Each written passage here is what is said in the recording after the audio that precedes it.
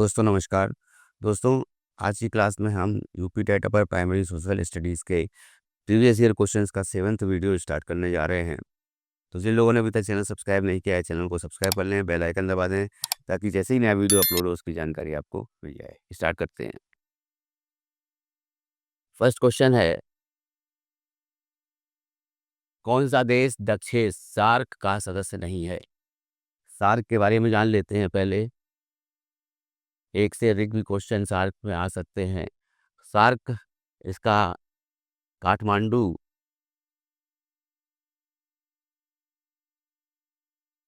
Headquarter है, नेपाल। इसकी स्थापना जो है ये 1985 में हुई थी और वर्तमान में जो है जो सार्क के सदस्य देश हैं वो भारत के जो भी पड़ोसी देश हैं, खासकर वही सदस्य देश हैं सार्क के। तो 8 दिसंबर 1885 को जब इसकी स्थापना हुई तो अफगानिस्तान मेंबर है सार्क का, ये 2007 में मेंबर बना आखिरी में। म्यांमार ये मेंबर नहीं है, यही आंसर हो जाएगा। मालदीव भी मेंबर है, भूटान भी मेंबर है। तो सार्क बेसिकली सार्क का जो ऑर्गेनाइजेशन है, इस सार्क की स्थापना जब की गई तो इसमें क्या है कि इकोनॉमिक डेवलपमेंट के लिए या एक दूसरे से स्वास्थ्य के क्षेत्र में, शिक्षा के क्षेत्र में, आर्थिक रूप से इकोनॉमिक डेवलपमेंट को लेकर, आर्थिक विकास को लेकर के, और संस्कृति के क्षेत्र में जो है विकास की बात की गई और इसमें संस्कृति का आदान प्रदान की बात की गई। उसको लेकर के ये सार्क का जो फॉर्मेशन है वो हुआ। अब इसमें सार्क की स्थापना जब हुई उस समय ढाका में हुई थी, बांग्लादेश में।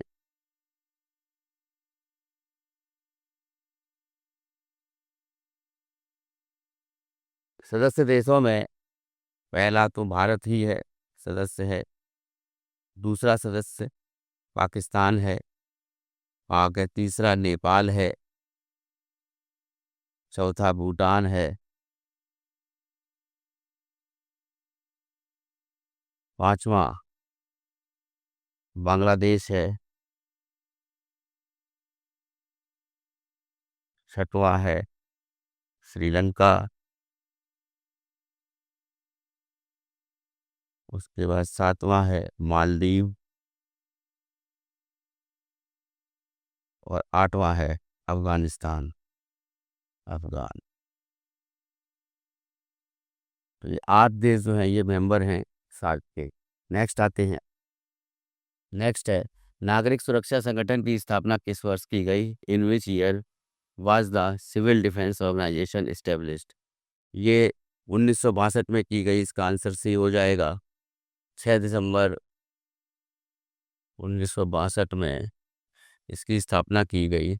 और भारत चीन युद्ध के बाद में तो आपातकाल की स्थिति में, मान लीजिए युद्ध होता है, युद्ध की स्थिति में या बाहरी आक्रमण होता है हमारे देश पर, ऐसी स्थिति में लोगों की रक्षा के लिए, उनकी जान बचाने के लिए इसकी स्थापना की गई। साथ साथ आपदा के केस में, मान लीजिए भूस्खलन आता है, कहीं पर बाढ़ आ जाती है या फिर भूकंप आ जाता है, तो ऐसे केस में भी लोगों की जान को बचाने के लिए इस संगठन की स्थापना की गई।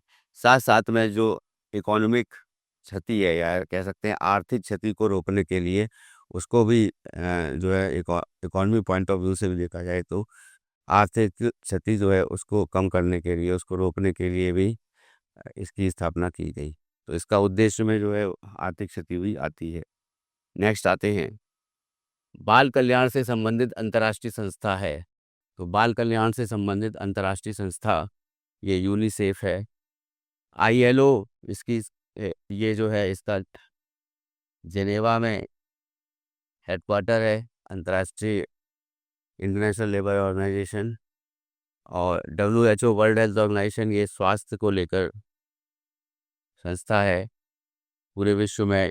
यूएन की संस्था है जो कि जो भी महामारी है अगर किसी देश में हो रही है तो स्वास्थ्य से संबंधित अगर कोई भी रूल्स एंड रेगुलेशंस हैं और टीकाकरण है या स्वास्थ्य से संबंधित कोई महामारी हो रही है तो उसको रोकथाम के लिए उस किस देश को जो है किसी देश को मदद प्रदान करना, आर्थिक रूप से उसको जो है सहायता प्रदान करने के लिए भी ये WHO संस्था बनी। यूनिसेफ, ये, और उसके बाद फाओ, ये चारों जो हैं ये UN की संस्था हैं। यूनिसेफ, इसका हेडक्वार्टर जो है वो न्यूयॉर्क में है। United Nations International Children's Emergency Fund, ये इसका फुल फॉर्म है। फाओ, इसका हेडक्वार्टर रोम में है, रोम में है।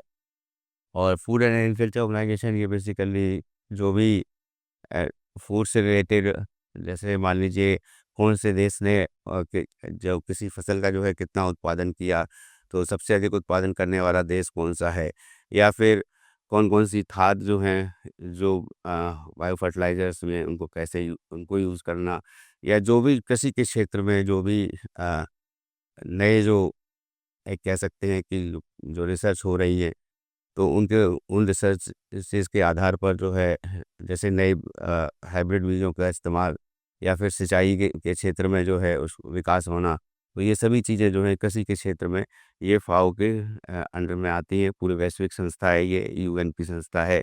इसका हेडक्वार्टर रोम में है, इटली में। नेक्स्ट आते हैं, खजुराहो मंदिर किसने बनवाए? खजुराहो मंदिर जो है इसमें कंदरिया महादेव मंदिर भी आ जाता है, 64 योगिनी मंदिर भी आ जाता है। और खजुराहो मंदिर ये चंदेलों ने बनवाए थे। धंग शासक हुआ चंदेल वंश का। चंदेल वंश की जो जैसा कि संस्थापक जो था वो ननहुक था, ननहुक। और धंग जो शासक हुआ और यशोवर्मन हुए, उन्होंने चंदेल वंश ने ये खजुराहो में मंदिर बनवाए थे। खजुराहो पड़ता है, ये छतरपुर डिस्ट्रिक्ट है, छतरपुर MP में पड़ता है। यहाँ पे बुंदेला, ये बुंदेलखंड में हुए। पल्लव पल्लव वंश के संस्थापक जो है वो पूछा जाता है तो सिंह विष्णु था। होलकर, माधवराव होलकर, होलकर वंश के संस्थापक थे, जो कि मराठा थे। नेक्स्ट आते हैं, इसका आंसर हो जाएगा डी। नेक्स्ट आते हैं, कनिष्क का चिकित्सक कौन था? Court physician of Kanishka is. तो इसमें नागसेन जो है मीनांडर प्रथम के शासनकाल में हुए थे। सुश्रुत, सुश्रुत जो है ये सुश्रुत वेट, ये जो है शल्य चिकित्सक थे, इन प्लास्टिक सर्जरी का पिता कहा जाता है। और ये भी ये और इसके अलावा जो है पालकाप पे हुए, तो जैसा मैंने बताया था पिछले वीडियो में पालकाप के बारे में, वो भी आयुर्वेदाचार्य थे। वो हाथियों जो पशु चिकित्सक थे जो हाथियों का इलाज करते थे। चरक, ये कनिष्क के शासनकाल में थे। सी आंसर हो जाएगा।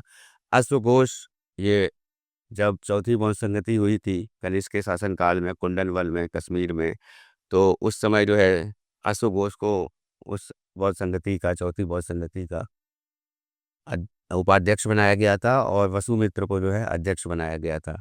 अश्वघोष ने सौंदारनंदन, सालिपुत्र प्रकरण ये लिखे हैं। नेक्स्ट आते हैं, शाहजहां ने क्या नहीं बनवाया? Not build by Shahjahan.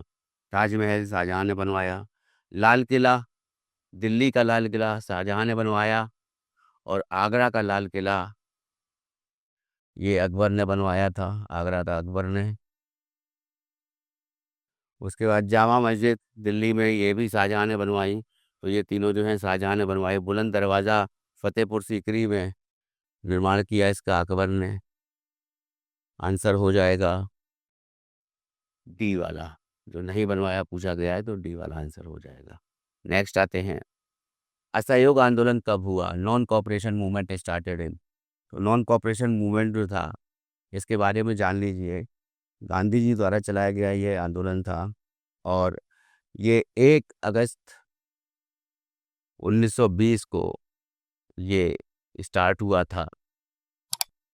अब ये जो था पहला जो है जन साधारण आंदोलन था, याद रखिएगा। मुद्दा क्या था? पहला तो खिलाफत, खिलाफत आंदोलन का मुद्दा था। दूसरा जो था वो रॉलेट एक्ट था। तीसरा जो था वो 1919 का जलियांवाला बाग हत्याकांड था। जलियांवाला बाग हत्याकांड।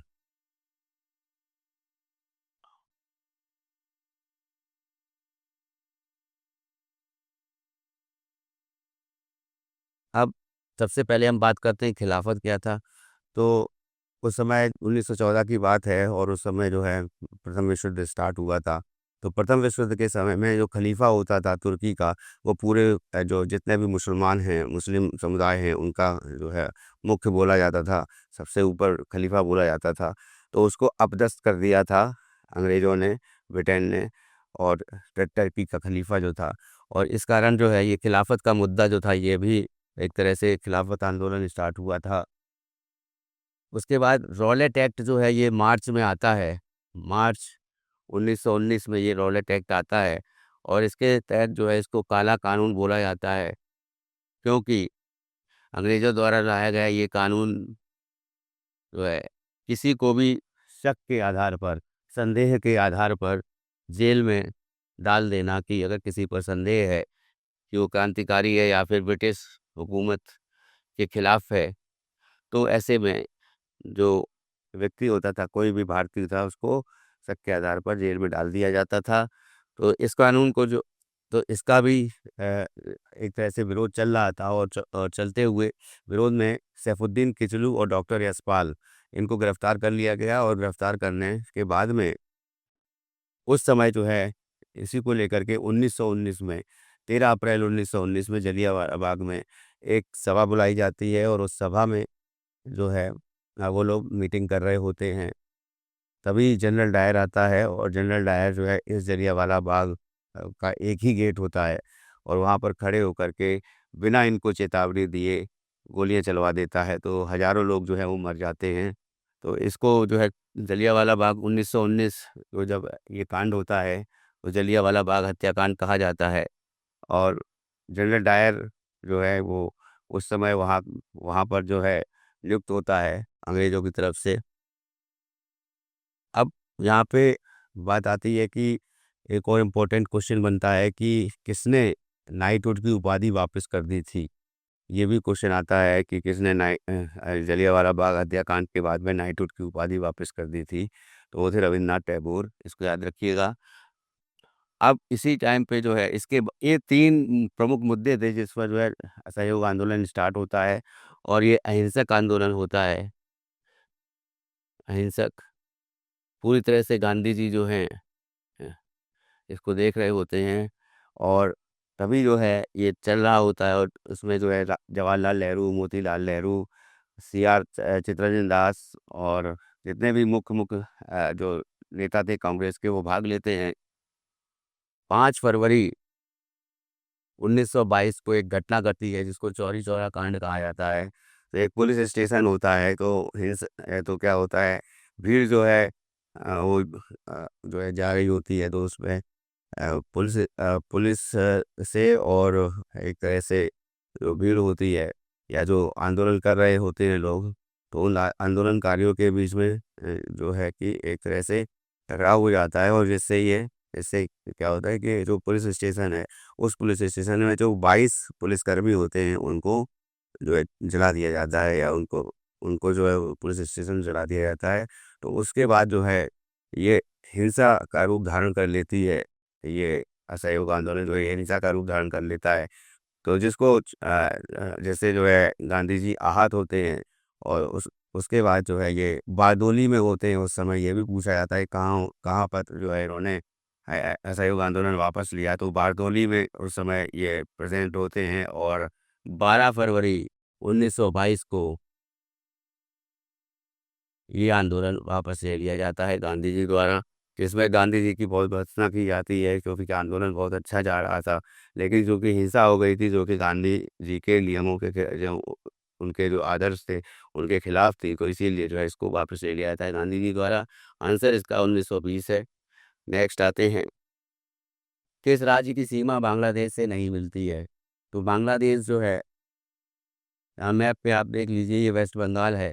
बांग्लादेश यहाँ तक, ये जो पश्चिम बंगाल है, तो पश्चिम बंगाल एक, इसकी सीमा जो है ये बांग्लादेश से लगती है, ये बांग्लादेश है। मेघालय की सीमा बांग्लादेश से लगती है, त्रिपुरा की सीमा बांग्लादेश से लगती है, मिजोरम की सीमा बांग्लादेश से लगती है, और यहाँ पे असम की सीमा भी बांग्लादेश से, यहाँ पे देखिए ये असम है, इसको याद रखिएगा, असम की सीमा भी बांग्लादेश से लगती है। और इधर अगर हम जाएंगे तो अरुणाचल प्रदेश हो गया, नागालैंड हो गया, मणिपुर हो गया, मिजोरम। तो ऑप्शन में हमें मणिपुर दे रखा है, तो मणिपुर में जो है ये मणिपुर, यहाँ पर ये इस राज्य की सीमा जो है वो बांग्लादेश से नहीं लगती है। तो आंसर इसका हो जाएगा ए, मणिपुर। एक और इम्पोर्टेंट जो तथ्य है वो ये है कि पूछा जाता है एग्जाम में, अब इसको थोड़ा सा ध्यान ध्यान रखिएगा। देखिए ये सिक्किम है ऊपर, सिक्किम, और इस तरफ नेपाल है, ये नेपाल है, और ये भूटान है, और सब ऊपर में क्या है, ऊपर में तिब्बत है, चाइना, चाइना है। तो चीन, नेपाल और भूटान, तीन देशों से जिस राज्य की सीमा लगती है वो है सिक्किम। उसी तरह से यही पूछा जाता है कि एक राज्य ऐसा है जो त्रिपुरा, जिसकी तीनों ओर से एक ही देश की बाउंड्री लगती है, वो है बांग्लादेश। नेक्स्ट आते हैं, निम्नलिखित में से कौन सी सबसे लंबी नदी है। अब यहाँ पे भारत की नदियाँ दे रखी हैं, which of the following is the longest river. अब इन नदियों में गोदावरी दे रखा है, महानदी दे रखा है, कृष्णा दे रखा है, कावेरी दे रखा है। इन चार नदियों में अगर हम बात करें तो गोदावरी जो है इसको दक्षिण की गंगा कहा जाता है, दक्षिण की गंगा, की गंगा, और दक्षिण की गंगा कहा जाता है इस, तो गोदावरी सबसे लंबी नदी है। अच्छा, इसका है 1465 किलोमीटर की लंबाई है, और महानदी है, महानदी की 890 किलोमीटर लंबाई है। कृष्णा की लंबाई है इसमें 1400 किलोमीटर है, और कावेरी की लंबाई जो है वो 800 किलोमीटर है। अब अगर इसमें हम आंसर देखेंगे तो ए वाला आंसर हो जाएगा। वैसे अगर बात करें तो भारत की सबसे लंबी नदी जो है वो गंगा है, 2525 किलोमीटर उसकी लंबाई है, 2525 किलोमीटर की लंबाई है। पहले नंबर पे गंगा है, दूसरे नंबर पर गोदावरी है, गोदावरी, इसकी लंबाई 1465 किलोमीटर है। उसके बाद में नंबर 3 पे कृष्णा है, जिसकी लंबाई 1400 किलोमीटर है। उसके बाद चौथे नंबर पे यमुना आती है, यमुना की लंबाई 1376 किलोमीटर है। उसके बाद में नर्मदा आती है, नर्मदा की लंबाई 1312 किलोमीटर है। तो ये टॉप 5 नदियाँ हो गई, तो ये याद रखिएगा। नेक्स्ट आते हैं, डेथ वैली किसका उदाहरण है। डेथ वैली ये आप लोग जान लीजिए, कैलिफोर्निया में है, कैलिफोर्निया, अमेरिका में, यूएसए में। अपनत घाटी, पूर्ववर्ती घाटी, रिफ्ट घाटी, समतल घाटी, एंटीसीडेंट वैली। अपनत घाटी, अपनत घाटी क्या है कि जब दो पर्वतों के बीच की भूमि, अब ये पर्वत जो हैं, मान लीजिए घुमावदार पर्वत हैं, फोल्ड माउंटेन है, तो फोल्ड माउंटेन से जो बनने वाली घाटी है, घुमावदार पर्वतों से बनने वाली जो घाटी है वो अपनत घाटी कहलाती है। तो एक तरह से कह सकते हैं कि दो पर्वतों के बीच की भूमि घाटी कहलाती है। तो ये जो घाटी है, ये जब एक तरह से फोल्ड पर्वतों से बनती है तो ये अपनत घाटी कहलाती है। पूर्ववर्ती घाटी कहने का मतलब है जब पर्वत का निर्माण हुआ, निर्माण होने से पहले जो है, जो घाटी होती है वो सबसीक्वेंट वैली कहलाती है, पूर्ववर्ती घाटी कहलाती है। रिफ्ट घाटी, रिफ्ट घाटी जो है ये आंसर है, डेथ वैली रिफ्ट घाटी है। रिफ्ट घाटी कहने का मतलब है कि जैसे मान लीजिए दो पर्वत हैं, उनके बीच की भूमि, जो नीचे की भूमि होती है, अगर ये बीच की भूमि ये घाटी कहलाती है। और जब भी ये घाटी नीची हो जाती है, गहरी हो जाती है, तो ये भ्रंश का निर्माण करती है। तो ये भ्रंश घाटी भ्रंश का निर्माण करती है, तो ये भ्रंश घाटी जो है वो कहलाती है, भ्रंश घाटी। तो इसमें आंसर हो जाएगा रिफ्ट वैली। समतल घाटी समतल घाटी कहने का मतलब है कि वो घाटी जहाँ पे जो पूरी ज़मीन जो है वो समतल होती है, तो ऐसी घाटी जब फ्लैट वैली कहलाती है। अब इसमें आंसर हो जाएगा सी वाला, रिफ्ट वैली।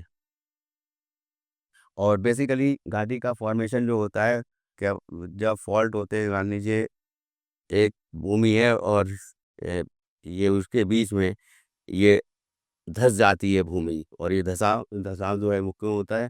क्योंकि जब प्लेटें जो या फिर भूमि पर, ये पृथ्वी पर हलचल होती है, तो जो प्लेटें हैं, महासागरीय प्लेट और महाद्वीपीय प्लेट ये टकराती हैं, जिसके कारण जो है ये घाटी का निर्माण होता है। ये बीच की भूमि जो है वो धँस जाती है, और और ऊपर की भूमि जो है वो सामान्य रहती है। तो ऐसे केस में जो वो ये जो अ, क्षेत्र बनता है, ये घाटी कहलाता है। उसी तरह से मान लीजिए अगर ये भूमि है, वो भूमि में एक तरह से वर्तमान में जो बीच की भूमि का उठाव ना हो, और दाएं बाएं की भूमि जो है वो ऊपर उठ जाए, इधर भी भूमि उड़ गई और इधर भी भूमि का पोर्शन जो है ये उड़ गया, तो ऐसे केस में जो है पर्वत का फॉर्मेशन होता है। और पर्वत से इसी इसी पर्वत के फॉर्मेशन से जो है ये मोड़दार पर्वत होते हैं, तो मोड़दार घाटी का निर्माण होता है। तो वो मोड़दार घाटी जो है ये अपनत घाटी कहलाती है। आंसर इसका रिफ्ट वैली हो जाएगा, क्योंकि डेथ वैली है, रिफ्ट वैली है। और एक क्वेश्चन और है कि नर्मदा और ताप्ती, ये दो नदियां याद रखिएगा, ये भी, और माही, ये तीन नदियां जो है ये रिफ्ट वैली से होकर जाती हैं। ये भी जो है भ्रंश घाटी से होकर के जाती हैं, भ्रंश का निर्माण करती है। नेक्स्ट है, मेयान ज्वालामुखी पर्वत स्थित है। मेयान ज्वालामुखी पर्वत ये फिलीपींस में है, चिली में चिमरोजो है, और इक्वाडोर और चिली के बॉर्डर पर कैटोपैक्सी है, हवाई द्वीप पर कियालू है, कियालू, और मोनोलोआ है, मोनोलोआ।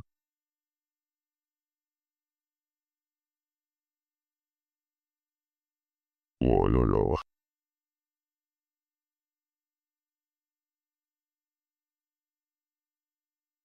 उसके बाद यूएसए में माउंट रेनियर है,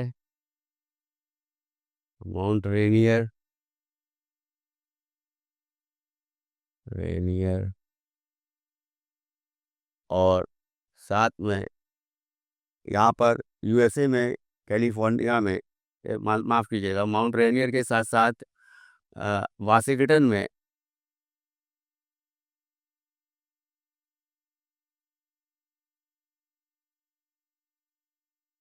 माउंट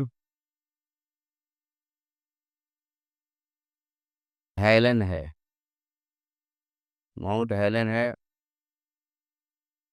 तो ये दोनों जो है ये याद रखिएगा। आंसर जो है बयान ज्वालामुखी ये फिलीपींस में है, डी वाला आंसर इसका सही हो जाएगा। नेक्स्ट आते हैं, भारत की सबसे बड़ी अवरक्त मेखला कहाँ है? Largest mica belt in India is found in.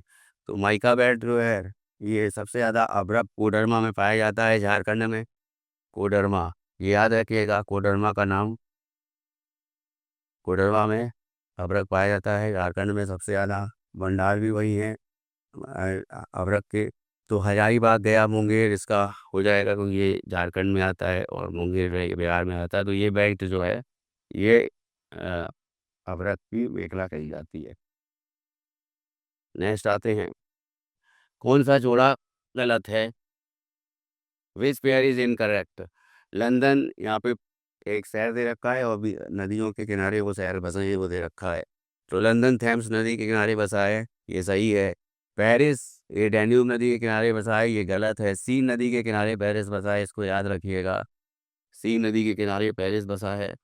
और डैन्यूब नदी जो है, डैन्यूब, ये नदी, तीन शहर जो हैं, जो कह सकते हैं कैपिटल हैं, राजधानी हैं देशों की, जैसे सर्बिया की बेलग्रेड हो गई, सर्बिया की बेलग्रेड, बेलग्रेड शहर जो है वो बसा हुआ है डैन्यूब नदी पर। डैन्यूब नदी के किनारे।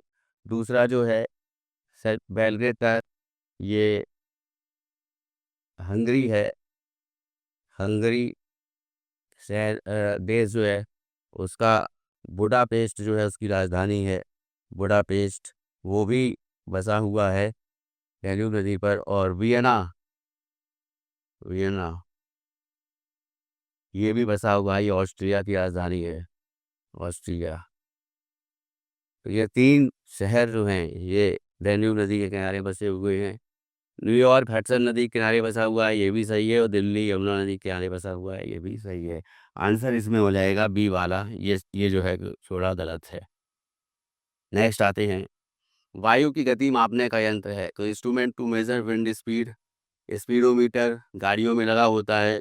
तो जो स्पीड जो दिख रही होती है गाड़ियों में, तो कितनी स्पीड से कोई गाड़ी चल रही है, तो वो स्पीडोमीटर दिखाता है। विंड वेन, ये एक तरह से, अगर इसको इस तरह से, ये नॉर्थ है, ये साउथ है, ये ईस्ट है, ये वेस्ट है, मान लीजिए। ये चार ऐसे 3D डायग्राम हो गया मान लीजिए। और ये इस तरीके से जो है, ये मान लीजिए एक तीर है। और इस तरीके से ये वायु का डायरेक्शन जो है, विंड का डायरेक्शन बताता है कि विंड किस ओर चल रही है। अब जिस तरफ तीर की नोक होगी उस तरफ जो है विंड चल रही है, ये डायरेक्शन बताता है। बैरोमीटर प्रेशर बताता है। एनीमोमीटर जो है ये इसका आंसर हो जाएगा, ये वायु की गति को मापने का यंत्र है।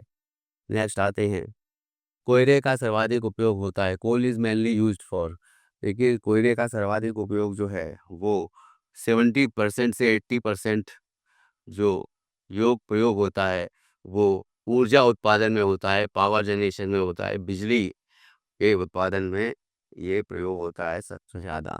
उसके बाद इस्पात संयंत्र, स्टील प्लांट्स में यूज़ होता है, तो ये इसका आंसर हो जाएगा। और ये भी है कि बिटुमिनस जो कोयला है वो सबसे ज़्यादा जो है भारत में पाया जाता है, ज़्यादातर जो है बिटुमिनस कोयला पाया जाता है।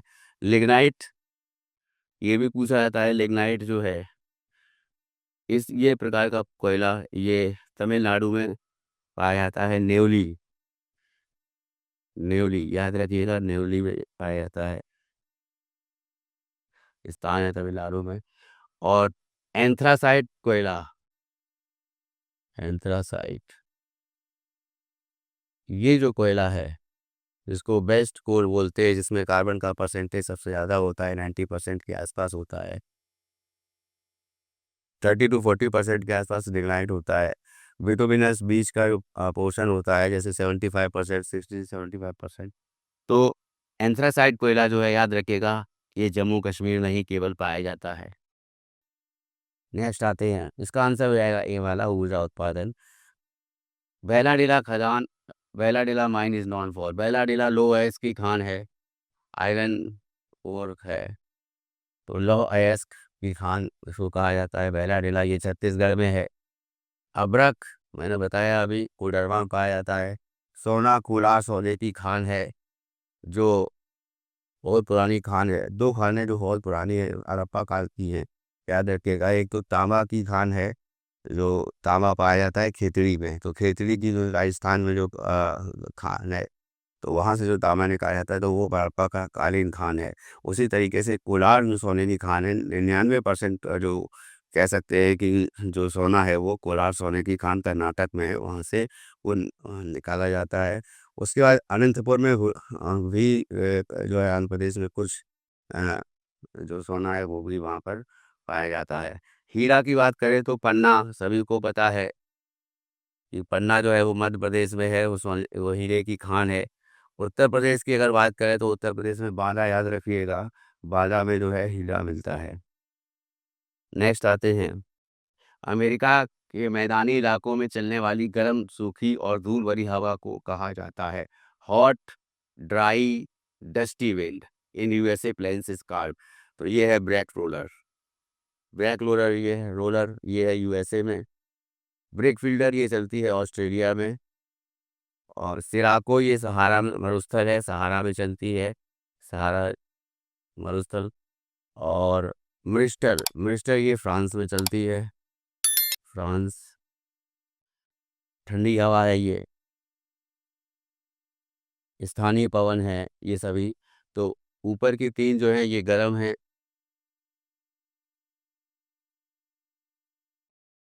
और बाकी नीचे वाली ये फ्रांस में मिस्टल ठंडी हवा है, ये स्थानीय पवन है।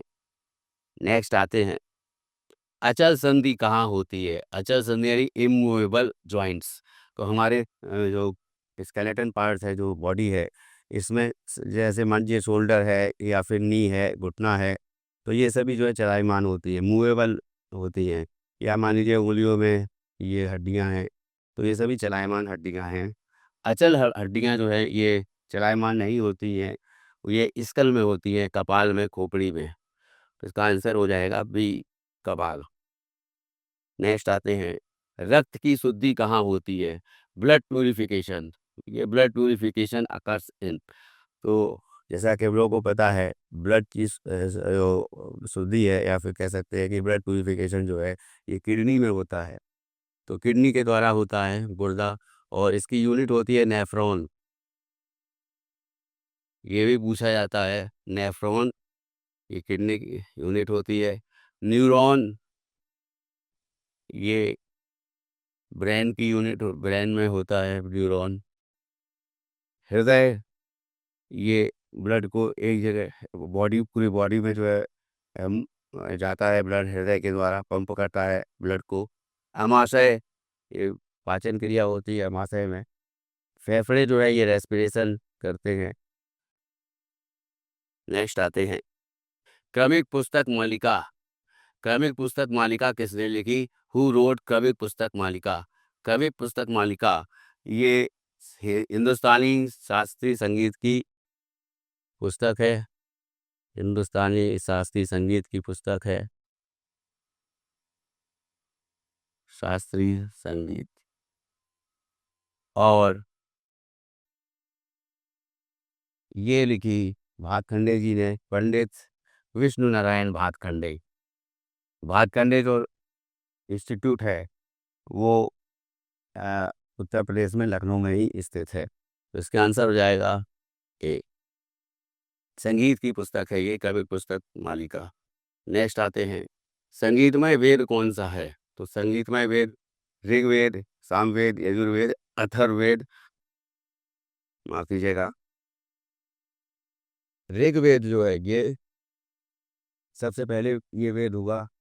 तो ये वेद जो है ऋचाओं, जो सुक्त होते थे, ऋचा होती थी, ऋचाओं का इनमें पाठ होता था, मंत्रों का पाठ, मंत्रों का पाठ, या मंत्र उसमें दिए गए हैं, मंत्रों से संबंधित है।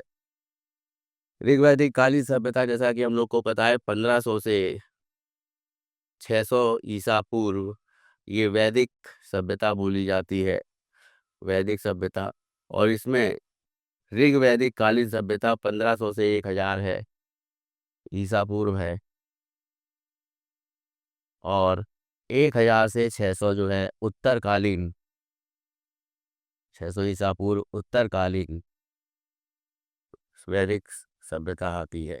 तो ऋग्वेद सबसे पहले आया, फिर सामवेद आया, सामवेद में म्यूजिक है, तो संगीतमय वेद इसी को कहा जाता है। वैदारण्यक उपनिषद, इसको भी याद रखिएगा, वैदारण्यक उपनिषद जो है वो सबसे बड़ा उपनिषद है, जो कि सामवेद में है। यजुर्वेद, यजुर्वेद ये तीसरे नंबर पर, इसमें पूजा के बारे में बताया गया है, पूजा पाठ के बारे में, कि करने के बारे में, कर्म कांड जो है एक तरह से कह सकते हैं कि उसके बारे में यजुर्वेद में बताया गया है। अथर्ववेद ये सबसे लास्ट है, इसमें आयुर्वेद, आयुर्वेद आता है, और साथ में जादू टोना जो है उसकी भी शिक्षा इसी में दी गई है, जादू टोने की। अब इसमें एक चीज याद रखिएगा, ये ऊपर के जो 3 वेद हैं इनको वेदत्रयी कहा जाता है, और आखिरी जो अथर्ववेद है ये इन वेदों की रचना के बाद में इनकी रचना हुई, पर ये वेदत्रयी नहीं कहा जाता है। उसके बाद नेक्स्ट आते हैं, अल्फांसो किसकी किस्म है? Alphonso is a variety of, ये आम की किस्म है, हापुस जिसको हम लोग कहते हैं, महाराष्ट्र में दिखता है हापुस आम। हापुस आम को ही अल्फांसो आम कहा जाता है। अल्फांसो डी अल्बुकर्क, ये पुर्तगाली यात्री थे जो भारत आए थे और गोवा पर कब्जा किया था इन्होंने। पहले गोवा पर में जो फैक्ट्री बनाई थी पुर्तगालियों की, जिन्होंने बनाई थी। तो 1498 में जब पहली बार पुर्तगाली वास्को डी गामा आता है, यहाँ पर कालीकट पे उतरता है, तो वहाँ के राजा की पदवी होती है जमोरिन। जमोरिन द्वारा उनका स्वागत किया जाता है। उसके बाद में वो जो है तमाम यहाँ से मसाले ले जाकर, मसाला राज आप लोग जानते हैं कर्नाटक को कहा जाता है, तो मसाले जो है वो यहाँ से ले जाता है और उनको बहुत अधिक दामों में बेचता है वहाँ पे यूरोप में। और उसके बाद जो है अन्य कंपनियों का भी आगमन होना होता है, स्टार्ट हो जाता है। तो पुर्तगाली कंपनी भी इंडिया आती है, तो उसी में जो है जो कहा जाता है ये अल्फांसो दी अल्बुकर्क, उनके ही नाम पे ये अल्फांसो आम की प्रजाति का नाम पड़ा है। ओरिजिन में ये हापुस है। तो आम को जो है राजा भी बोला जाता है फलों का। इसके बाद जो नेक्स्ट है कि आ, और भी जैसे प्रजाति हैं, तो दशहरी है, चौसा है, नीलम है, तो ये सभी जो है ये आम की प्रजाति है। आम्रपाली है, ये सभी आम की प्रजाति। आंसर इसमें सी हो जाएगा। नेक्स्ट आते हैं, बहुभ्रूणी आम की किस्म है Paul embryonic mango variety. Paul embryonic mango variety का मतलब है कि देखिए एक बीज से एक पौधा निकलता है, एक पौधा जो है निकलता है, लेकिन अगर एक बीज से एक से अधिक पौधे निकल आए, एक से अधिक पौधे निकल आए, तो वो बहुभ्रूणी आम कहलाता है। तो वो जो है वैरायटी चंद्रकली है, और ये साउथ इंडिया में होती है, दक्षिण भारत में, तमिलनाडु में, केरल में ये चंद्रकली आम की वैरायटी पाई जाती है। दशहरी उत्तर प्रदेश में पाई जाती है। नीलम ये भी साउथ में ही होती है। अल्फांसो ये महाराष्ट्र में, जिसको हमने बताया था अभी, ये अल्फांसो कोई जो है ये हापुस आम बोला जाता है। लगड़ा भी आम की प्रजाति है। नेक्स्ट आते हैं, गार्डन रैक का उपयोग होता है। तो गार्डन रैक का उपयोग कहाँ होता है ये पूछा जा रहा है यहाँ पे। देखिए ये गार्डन रैक है, इस तरीके का जो औजार होता है इसको गार्डन रैक कहा जाता है। और ये बेली जो है घास में जो जब पौधों में, मान लीजिए खेत है, खेत में खरपतवार हो जाते हैं जो कि अपने आप जो है होते हैं, और वो जो है एक तरह से फसल को मारते हैं और मिट्टी की उर्वरता को कम करते हैं। तो इन खरपतवारों को हटाने के लिए इस गार्डन रैक का प्रयोग किया जाता है। तो ये आंसर इसका हो जाएगा खरपतवार संग्रह के लिए ये किया जाता है, खरपतवार को इकट्ठा करने के लिए। नेक्स्ट आते हैं, जल का सूत्र क्या है। ये क्वेश्चन मैं नहीं डालने वाला था, लेकिन चूंकि सोशल स्टडीज़ का पेपर है तो हो सकता है किसी को जल का सूत्र ना पता हो। तो ये सभी को पता है हालांकि H2O। अरारोट का कलप किस वस्त्र में प्रयोग होता है। अरारोट स्टार्च यूज्ड इन, तो ये अरारोट की जड़ है, ये जड़ होती है, और इसको जब छील लिया जाता है और इसको पीस लिया जाता है तो ये वाइट पाउडर बन जाती है। जब सफ़ेद पाउडर बन जाती है तो इसको जो है कॉटन के कपड़ों पे लगाया जाता है ताकि कपड़ा जो है सख्त रहे। तो कॉटन इसका आंसर होगा, सूती बस। नेक्स्ट है, पौधे कौन सा जल लेते हैं, प्लांट एब्जॉर्ब विच वाटर।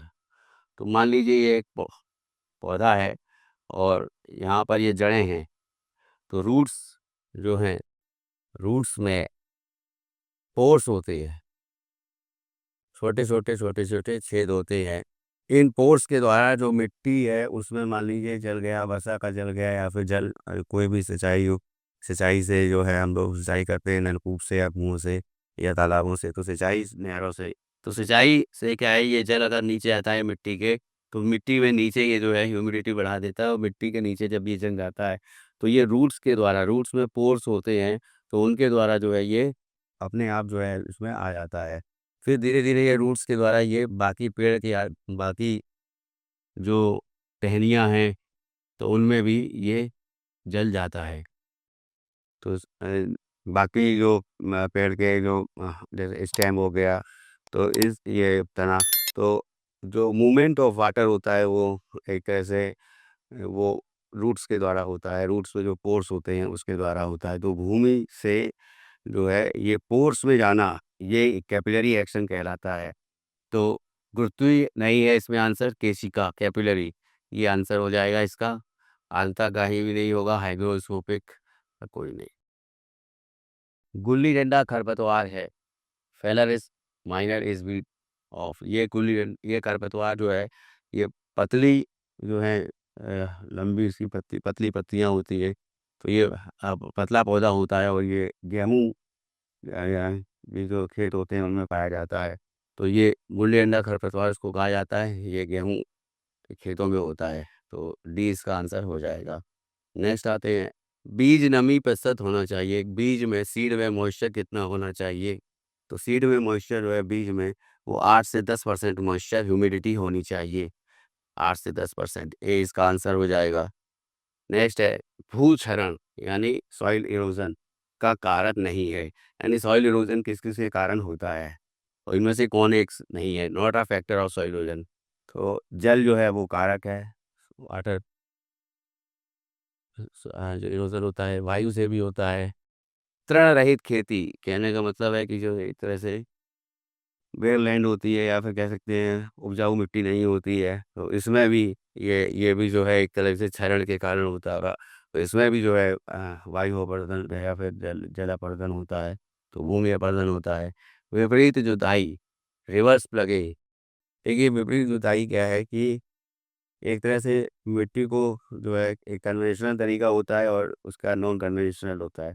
तो ट्रैक्टर में जो अ, पीछे जो हल लगाए जाते हैं तो एक तरह से ऐसे हल लगाए जाते हैं जिसमें क्या होता है मिट्टी जो है भीतर तक वो घुस जाते हैं उनके जो दांत हैं। तो उससे जो है बीज जो है मिट्टी में ज़्यादा अंदर तक चला जाता है, जिससे क्या होता है कि जो फसल जो है वो अच्छी होती है। तो बीज का जो रोपण है वो बेहतर हो सके, इसलिए जो है रिवर्स प्लगिंग की जुताई करने वाला जो हल है, ट्रैक्टर का हल है, उसको उसका यूज़ किया जाता है। तो डी सी इसका आंसर है, ये भूचरण का कारक नहीं है। नेक्स्ट है, नीले के बाद रंग, आफ्टर ब्लू इन रेनबो कौन सा रंग आता है नीले के बाद। तो जैसे लाइट की अगर हम बात करें या टेलीविज़न की बात करें या मोबाइल फ़ोन की बात करें, तो जितनी भी स्क्रीन्स है, स्क्रीन्स इन सब में आरजीबी होता है। ये बेस कलर या प्राइमरी कलर्स इसको बोलते हैं, प्राथमिक कलर है। तो 3 होते हैं, रेड, ग्रीन और ब्लू। लेकिन अगर हम आर्ट कला की बात करें तो यहाँ पे कला की बात हो रही है, तो ये भी जान लीजिए कला में लाल होता है, रेड, ब्लू और येलो, ये RBY ये कला में प्रयोग होते हैं पेंटिंग में। तो आंसर इसका हो जाएगा चूँकि इसमें पूछा गया है। अच्छा यहाँ पर ये कलर के बाद में सोच रहा था, इसमें देखिए वेब को लेकर के है। तो मान लीजिए एक प्रिज्म से, एक इंद्रधनुष से ये लाइट जा रही है, जाती है ऐसे इंद्रधनुष में, तो वो पूछा गया है। तो वाइट लाइट जो है ये प्रिज्म से जा रही है, मान लीजिए वाइट लाइट। अब after blue in rainbow, rainbow पूछा है और इसमें से ये प्रिज्म से निकलती है। जब ये प्रिज्म से निकलती है इस तरह से, तो ये 7 लाइट्स का फॉर्मेशन करती है। इसी तरह से रेनबो में भी 7 लाइट का फॉर्मेशन होता है। तो जब लिखेंगे तो विबग्योर होता है।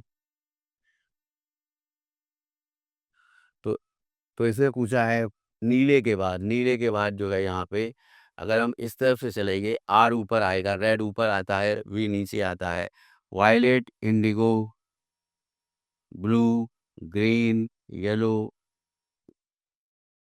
फिर ऑरेंज, फिर रेड, तो विबग्योर। तो काले नीले के बाद जो है वो इंडिगो आता है, गहरा नीला आता है। बी वाला आंसर इसमें हो जाएगा।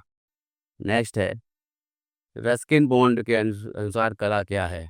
अकॉर्डिंग टू रस्किन आर्ट है, तो यहाँ पे रस्किन और रस्किन बॉन्ड का नाम आ रहा है। तो कला उन्होंने कहा है कि अभिव्यक्ति है, आपके अंदर जो एक्सप्रेशन है उन एक्सप्रेशंस को कला के द्वारा जो है जाहिर करना, एक्सप्रेशंस को जो है क्या कह सकते हैं कि कला के द्वारा दिखाना। तो ये रस्किन बॉन्ड ने कहा है। तो अभिव्यक्ति जो है ये एक्सप्रेशन कला है, इसको माना है। सी वाला आंसर इसमें हो जाएगा। नेक्स्ट है राज्य ललित कला अकादमी। ललित कला अकादमी जो है ये लखनऊ में है। लोकेटेड एट कहाँ पर है, तो ये लखनऊ में है ललित कला अकादमी। नेक्स्ट आते हैं बाज चित्र किस काल में बनाया गया। बाज पेंटिंग बिलोंग्स टू, तो यहाँ अकबर, बाबर, हुमायूं, जहांगीर दे रखा है। देखिए जहांगीर के टाइम पे, जब जहांगीर अ, के समय में, जब जहांगीर राजा था यहाँ का, आप कह सकते हैं ये मुगल सल्तनत का जो शासक था, तो उसके टाइम पे मंसूर एक कलाकार हुए या चित्रकार हुए। मंसूर ने जितने भी चित्र बनाए ज़्यादातर वो पक्षियों के चित्र बनाते थे। तो बाज भी एक पक्षी है। तो बाज चित्र में किस काल में बना, तो इसमें जो है बाज जो है ये जहांगीर के काल में बना। तो ये याद रखिएगा मंसूर को। दूसरे तरीके से भी पूछा जा सकता है इसको, क्वेश्चन को। नेक्स्ट आते हैं प्राथमिक रंग कितने होते हैं, नंबर ऑफ प्राइमरी कलर्स। हाँ, ये मैंने थोड़ा पहले बता दिया था। तो 2, 3, 5, 1। तो जैसा कि मैंने बताया RGB, रेड, ग्रीन और ब्लू, ये जो है स्क्रीन के कलर्स होते हैं। जैसे चाहे वो स्क्रीन टीवी की हो या फिर मोबाइल की हो, कोई भी हो।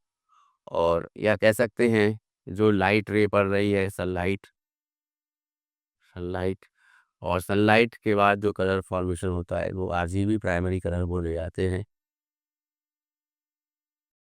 लेकिन ये प्राथमिक कलर होते हैं। लेकिन अगर हम बात करें कि कला के क्षेत्र में, पेंटिंग में, क्या कहते हैं पेंटिंग में,